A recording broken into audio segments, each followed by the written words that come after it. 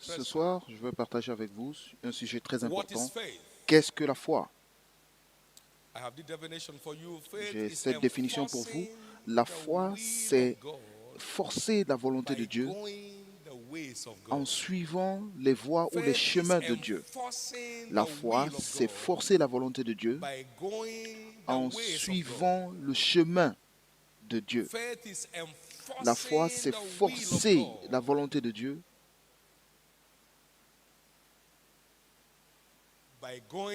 en suivant le chemin de Dieu. Le livre dans votre main, appelé la Bible, est la banque de sa volonté. Ce livre est donc la banque de sa volonté. Le mot testament veut dire alliance, et alliance signifie volonté. Donc c'est la volonté de Dieu qui soutient toutes les Écritures. Et en même temps, cela est accompagné des chemins ou des voies de Dieu. Donc c'est la banque de sa volonté qui est équivalent à ses voies. Donc vous ne pouvez pas connaître seulement sa volonté, mais il vous fait savoir le chemin à suivre pour atteindre cette volonté. Donc la foi n'est pas simplement connaître la volonté de Dieu, mais la foi, c'est connaître la volonté de Dieu et découvrir les voies de Dieu et le suivre. Donc c'est la combinaison de la voie et du chemin de Dieu et de la volonté de Dieu. Donc la Bible est la banque de sa volonté qui est couplée avec ses voies. Et c'est pourquoi je dis que toute foi qui essaie de rendre Dieu totalement responsable de ce qui arrive dans sa vie est une foi irresponsable. C'est sa volonté et voici ses chemins qui garantissent la réalisation de sa volonté. Vous serez tous d'accord avec moi que la volonté de Dieu est que personne ne périsse, car Dieu a tant aimé le monde qu'il a donné son Fils unique afin que quiconque croit en lui ne périsse point, mais qu'il ait la vie éternelle. C'est sa volonté. Donc, sa volonté est qu'il ne veut pas que quelqu'un se perde ou alors périsse, mais qu'ils viennent tous à la repentance. C'est sa volonté. Mais frères et sœurs, que faire? C'est ce qu'ils ont fait dans la chambre haute, dans Actes 2, verset 28.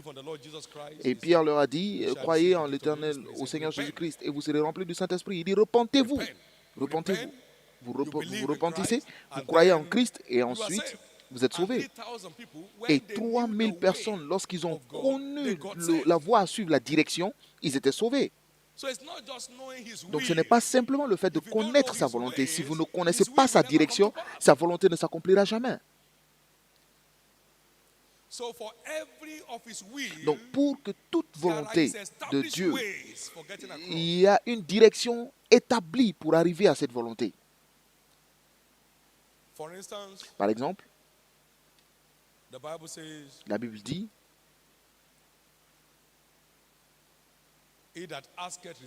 que celui qui demande, on répond, et celui qui cherche trouve. Donc, Dieu a une politique d'ouverture, ou alors une politique de réponse aux prières. Mais comment prier pour que Dieu réponde? Si vous demandez selon sa volonté, alors il recevra vos requêtes. Et tout ce que vous désirez en croyant, donc tant que vous ne croyez pas, vous ne recevrez jamais. Donc, vous connaissez sa volonté et vous croyez dans la réalité de sa volonté et vous allez vers lui avec des prières et priant au nom de Jésus tout ce que vous demandez au Père en mon nom. Donc, vous avez sa direction qui est soulignée dans les Écritures, qui vous aide à réaliser sa volonté. Ô Seigneur, toi qui réponds aux prières, c'est à toi que toute chair vienne. Donc Dieu est un Dieu qui répond aux prières. Sa volonté est de répondre aux prières que nous faisons, mais il y a des façons de prier pour qu'il réponde. Est-ce que vous pouvez dire Amen?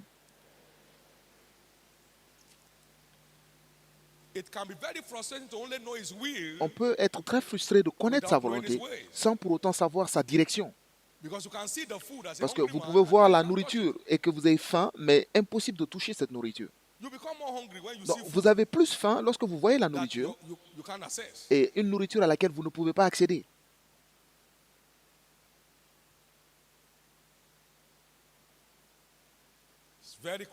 Donc, c'est très crucial. La foi, c'est une méthode spirituelle par laquelle nous forçons la volonté de Dieu en suivant sa direction établie pour réaliser sa volonté. Et par exemple, la Bible dit,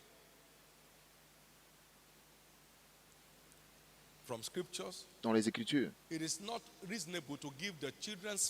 qu'il n'est pas raisonnable de prendre la nourriture des enfants et de les jeter aux chiens.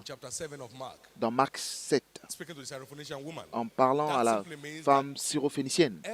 Donc cela veut simplement dire que tout enfant de Dieu est habilité à être en bonne santé. Amen. Et la femme a dit, mais les chiens aussi peuvent tomber, les pépins qui tombent de la table. Il dit, ok, qu'il te soit fait selon ta foi. Donc même les pépins sont capables de libérer cette femme. Alors combien plus forte raison la nourriture qui est sous la table? Donc cela veut dire qu'il y a une toute provision pour que vous et moi vivions une vie en parfaite santé. Parce que lui-même a porté vos maladies. Il a porté nos douleurs. Et par ses meurtrissures, nous sommes guéris. Mais lorsque deux aveugles sont venus vers lui, « Oh, aie pitié de nous, fils de David. » Et il dit, « Croyez-vous que moi, le fils de l'homme, est capable de vous faire ceci ?» Il dit, « Oui, bien sûr, Seigneur. » Alors il a dit qu'il vous soit fait selon votre foi. Matthieu 9, 27 à 29. Donc, même si c'est sa volonté, la foi est une exigence pour que votre guérison soit réalisée. Et dans Acte 14, Pierre a vu cet homme et il a perçu que la personne avait la foi d'être guérie. Il dit que Jésus te guérisse. Et immédiatement, la force est sortie parce qu'il a perçu que le monsieur avait la foi d'être guéri. Dites après moi, la foi d'être guéri. Donc, vous ne pouvez pas être guéri sans la foi. Vous n'êtes pas guéri par des larmes. Il y a beaucoup de choses que nous faisons en pensant que ça marche. Est-ce que vous pouvez imaginer mettre une mauvaise clé dans un cadenas? Maintenant, combien de temps allez-vous rester? Mais ce cadenas ne va pas s'ouvrir.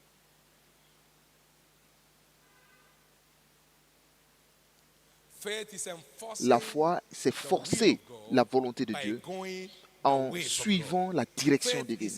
Donc, foi, c'est forcer la volonté de Dieu en suivant la direction de Dieu. La foi, c'est forcer la volonté de Dieu en suivant la direction de Dieu. Dans Luc 8, verset 40 à 48, il dit, ta foi t'a guéri. Elle est arrivée, la femme avec la perte de sang, elle a touché le bord de son vêtement et il y a une force qui a coulé de la vie de Jésus pour la guérir. Elle était guérie immédiatement. Et Jésus lui a dit, ta foi t'a guéri. Donc il faut la foi pour être guéri. Il faut la foi pour rester en bonne santé. Pas seulement cela, mais la vie et la mort sont au pouvoir de la langue. Vous ne pouvez pas déclarer la maladie et espérer la santé. Vous parlez, vous déclarez la santé pour avoir la santé. Proverbe 18, verset 21, il dit la vie et la mort sont au pouvoir de la langue. Donc vous pouvez vous tuer avec votre langue. Je suis malade.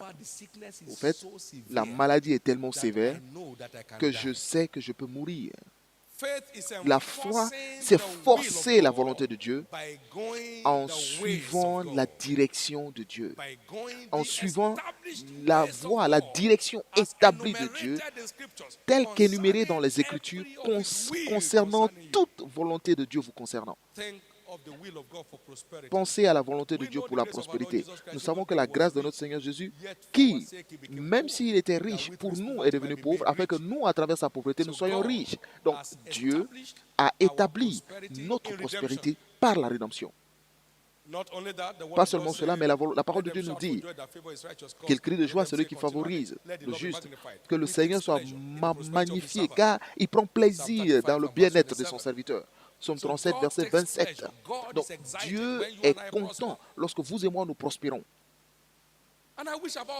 Et je souhaite au-dessus de tout que tu prospères et que tu sois en bonne santé, tel que prospère l'état de ton âme. 3 Jean, verset 2. Donc, la volonté de Dieu concernant votre prospérité est établie. Mais quelle est la direction de Dieu pour la prospérité? Si vous ne connaissez pas cela, vous pouvez faire n'importe quoi, mais seulement pour devenir de plus en plus pauvre, jour après jour. La direction de Dieu, les directions, les voies de Dieu. Lorsque vous lisez la Bible, ne restez pas seulement au niveau de la volonté, mais cherchez jusqu'à ce que vous trouviez la direction qui vous aidera à réaliser la volonté de Dieu par l'opération de la foi. Il a dit, mon Dieu pourvoira à tous vos besoins. Comment? Parce que vous avez parlé sur le donner et le recevoir, et vous l'avez fait encore et encore. Et c'est un sacrifice d'une bonne odeur qui est plaisante et acceptable à Dieu. Donc, mon Dieu pourvoira à tous vos besoins selon ses richesses en gloire à travers Christ Jésus. Philippiens 4, versets 15 à 19. Donc, il y a la volonté, il y a la façon par laquelle l'église de Philippe a cru. Ils ont eu cette croissance en suivant les voies de Dieu concernant la prospérité. Ils ont parlé au sujet du donner et du recevoir. Et ils l'ont fait encore et encore jusqu'à ce que leur nuage s'est intensifié et que les pluies aient finalement tombé. Donc, si vous ne donnez pas, vous pouvez être un membre résident. Vous savez ce que je veux dire par membre résident? C'est-à-dire, vous attendez jusqu'à la fin du culte et jusqu'à ce que qu'on ferme ce lieu, vous êtes dans la salle. Donc cela veut dire être un membre résident. Donc, vous pouvez être un membre résident d'une église qui prospère, mais si vous ne donnez pas, il ne vous est pas permis de prospérer. Vous pouvez prêcher, parce que prêcher est différent de donner. C'est deux choses différentes. Si vous donnez la parole, ils vont vous rendre la parole. Parce que tout ce que l'homme sème, c'est ce qu'il récolte. Mais lorsque vous donnez des finances, vous retrouvez quoi? Les finances en retour. Donc, vous pouvez être un chanteur, mais cela n'est pas un substitut au don. Lorsque vous chantez, d'autres vont chanter pour vous. Et ils vont vous donner des vidéos, des CD, des VCD, des MP4, MP10 et tout genre de musique. Si vous aimez le sourire, parce que vous êtes dans le groupe d'hospitalité, vous savez, l'hospitalité, ils ont le sourire, c'est leur marque de fabrique. Ils vous accueillent à l'église, vous êtes les bienvenus, et ils vous donnent des sourires. Mais lorsque vous souriez aux gens, les gens vont vous sourire aussi. Et tout ce que l'homme sème, c'est ce qu'il... Et tout ce que l'homme sème, c'est aussi ce qu'il récolte. Et je sais que beaucoup de prédicateurs aux États-Unis, au milieu de la prospérité entre griffes, ils souffrent de pauvreté et ils utilisent toutes les méthodes spirituelles pour réussir. Parce qu'ils refusent de donner et Dieu n'a pas d'égard à quelqu'un. Donc ils doivent rester pauvres. Et la façon dont vous me regardez, ça semble être très sérieux, mais je vais continuer à dire ce que j'ai à dire. Je dirai ce que j'ai à dire. Donc, la foi, c'est forcer la volonté de Dieu en suivant quoi? La direction de Dieu. Si vous ne payez pas votre dîme, il n'y a aucune méthode pour ouvrir votre ciel. Il n'y a sinon, si c'est au Nigeria par exemple, ils vont vous escroquer n'importe comment. Mais ici, vous ne pouvez pas escroquer pour ouvrir les portes. Est-ce que vous savez où se trouvent les écluses des cieux? Non. Même si vous êtes un ancien voleur et vous avez une clé passe-partout, comme le témoignage que nous avons eu la dernière fois, vous avez une clé passe-partout, mais vous ne serez pas capable d'ouvrir. Et le ciel est très loin, et je pense que le ciel est très loin. Ils sont allés au ciel, ils sont allés sur la Lune et ils s'apprêtent à aller sur Mars. C'est très loin, donc comment y arriver à partir de la Terre? Et vous savez, ils gardent les écluses au ciel pour éviter justement que les gens brisent. Et dit, mettez-moi ainsi à l'épreuve si je n'ouvre pour vous les écluses des cieux. Alors combien de personnes veulent voir le ciel s'ouvrir? Il m'a dit, mettez-moi ainsi à l'épreuve. Cela veut dire, faites ce que je vous demande à faire. Ce n'est pas la peine de rouler par terre. Cela n'ouvrira pas les cieux. Vous roulez avec votre semence. Vous n'avez pas besoin de crier, mais envoyez juste votre semence. Et payez vos dîmes. Et il a dit, mettez-moi ainsi à l'épreuve si je n'ouvre pas les écluses, parce qu'il est le seul à avoir les clés de ces fenêtres. Ce n'est pas dans les mains de votre pasteur. Donc, que votre pasteur vous aime, cela ne fait aucune différence. Parce qu'il peut vous aimer et vous êtes pauvre. Mais le pasteur n'a pas les clés pour ouvrir les écluses des fenêtres du ciel. Et j'espère que vous avez reçu quelque chose cette nuit. Dimanche prochain, nous allons encore en traiter de plus. La foi, c'est forcer la volonté de Dieu en suivant la direction de Dieu. Maintenant, regardez. La Bible dit dans 1 Thessaloniciens 4, verset 3. 1 Thessaloniciens 4, verset 3. 1 Thessaloniciens 4, verset 3. Personne ne veut lire. Ce que Dieu veut, c'est votre sanctification. Donc, c'est la volonté de Dieu, votre sanctification. Et la sanctification, c'est quoi? C'est la volonté de Dieu. Maintenant, la Bible dit, sanctifie-les par ta parole. Ce qui se passe, parce que ta parole est vérité. Donc, vous ne pouvez pas être sanctifié sans le feu sanctificateur. Et ce feu est la parole de Dieu. Maintenant, écoutez ceci. Et comment un jeune homme rendra-t-il ses voies pures en s'attachant à ta parole? Parce que j'ai serré ta parole dans mon cœur pour ne pas pécher contre toi. Psaume 119, versets 9 à 11. Donc, la parole de Dieu est notre sanctificateur. C'est le feu sanctificateur. C'est le feu qui raffinateur, qui vient brûler toutes les pailles dans vos pensées et vous garde, vous maintient digne de sa relation. Pour que tu la purifies par l'eau de la parole de Dieu. Éphésiens 5, verset 26. Donc, la parole de Dieu est notre outil de nettoyage parce que nous nous nettoyons, nous nous lavons par la parole de Dieu. Et la Bible nous dit, veillez et priez pour ne pas tomber dans la tentation. Matthieu 26, verset 41. Donc, vous engagez dans la parole et dans la prière pour accomplir sa volonté de sanctification. Donc, il n'y a aucune provision dans la rédemption sans une condition. Et lorsque vous respectez la condition, alors la provision devient automatique. Pensez à la réussite ou au succès. Pour réussir, qu'est-ce qu'il faut? Bien, fidèle serviteur, vous devez être bien dans votre travail. Dites bien. Vous devez être bien dans votre travail. Donc, la réussite nécessite la compétence. La réussite nécessite une compétence. Que ce soit acquis de façon formelle ou informelle, mais il faut une compétence pour impressionner votre chef. Vous devez connaître votre travail.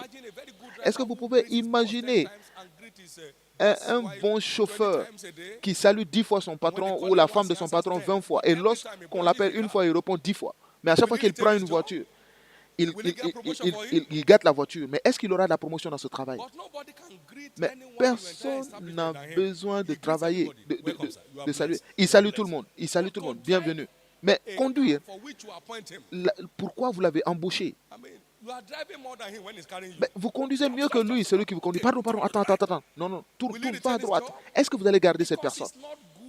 Parce que la personne n'est pas compétente dans son travail, donc il ne peut pas réussir dans cette carrière.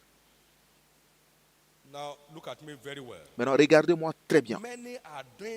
Beaucoup ne font rien pour s'améliorer dans leur mission, mais ils veulent réussir. Il n'y a aucun futur pour une personne de carrière qui n'acquiert pas, qui n'améliore pas sa compétence, la compétence appropriée à son domaine. Matthieu 25, verset 40. 14 à 30, pardon. Verset 21, tu as été fidèle en peu de choses, maintenant sois maître sur beaucoup de choses. Ça, c'est la réussite. Vous avez des résultats dans votre domaine. Vous faites un progrès successif, donc c'est ce qu'on appelle le succès. C'est un succès progressif. Ça avance parce qu'il est bien dans son travail et il est fidèle dans le travail. Donc, pour être une vraie réussite, vous devez acquérir des compétences et vous devez être intègre. dans votre travail. Vous devez avoir la compétence et l'intégrité. Il dit bon et fidèle serviteur. Donc, si vous n'êtes pas fidèle, loyal dans un domaine, vous allez échouer. Parce qu'il est nécessaire, il est exigé dans le service que l'homme soit loyal et fidèle. C'est une exigence principale. Cela veut dire que pour réussir, vous devez être fidèle. Bon, si vous voyez les bons mécaniciens automobiles qui changent des pièces et met les pièces d'une autre voiture et il prend de l'argent pour mettre des pièces d'une voiture à l'autre, il est toujours dans des problèmes. Mais la fidélité ne peut pas vous mettre dans ce genre de choses. Vous lui donnez de l'argent pour acheter des pièces, il a nettoyé la même pièce, il a remis. Mais vous lui avez fait confiance. Donc, pour réussir, vous devez être bien dans votre travail et vous devez être fidèle en faisant ce travail. Et quoi d'autre? Avez-vous vu un homme habile dans son ouvrage? Il se tiendra auprès des rois et non auprès des hommes ordinaires. Il sera une réussite. Proverbe 22, verset 29. Donc, il y a beaucoup de paresseux dans le corps de Christ, des gens paresseux. Ils prennent couverture sous la foi alors que c'est la fausseté. Parce que la foi, c'est forcer la volonté de Dieu en suivant la direction de Dieu. Donc, il faut de l'habileté, de la diligence pour être distingué dans toute mission dans la vie, dans tout parcours. C'est ça la foi. Ce que la foi fait, c'est de vous faire partager la responsabilité avec Dieu dans l'accomplissement des désirs de votre cœur. Vous partagez la responsabilité avec Dieu pour accomplir les désirs de votre cœur. Et voici ma volonté, bien oui, et voici la direction à suivre si seulement je dois accomplir cette volonté dans ta vie. Est-ce que quelqu'un est heureux ce soir? Si vous êtes heureux, dites très fort Amen.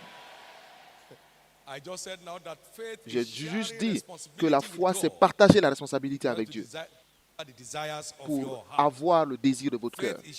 Donc la foi, c'est partager la responsabilité avec Dieu. Il dit tout ce qu'il vous dit de faire, faites-le. Donc, quand il leur a dit d'envoyer de l'eau, de mettre dans le bol, s'ils ne le faisaient pas, est-ce qu'ils allaient avoir du vin?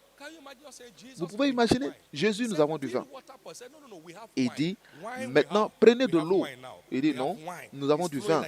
Le vin coule comme la rivière. Il dit, non, remplissez le vase d'eau. Il dit, non, maître, nous avons du vin. Parce que je dirai tout ce que j'ai. Donc, tant que vous ne faites pas ce qu'il vous dit de faire, vous n'aurez pas ce qu'il a dit. C'est pourquoi Marie leur a dit, tout ce qu'il vous dit de faire, faites-le. Faites tout ce qu'il vous dira de faire. Faites ce qu'il vous dira de faire. Faites ce qu'il vous dira de faire. Il n'a pas dit citez-le, déclarez-le. Il n'a pas dit de le déclarer. Il n'a pas dit de le confesser. Est-ce qu'il a dit de le réciter? Ou alors de chanter? Mais tout ce que je vous dis de faire, chantez-le.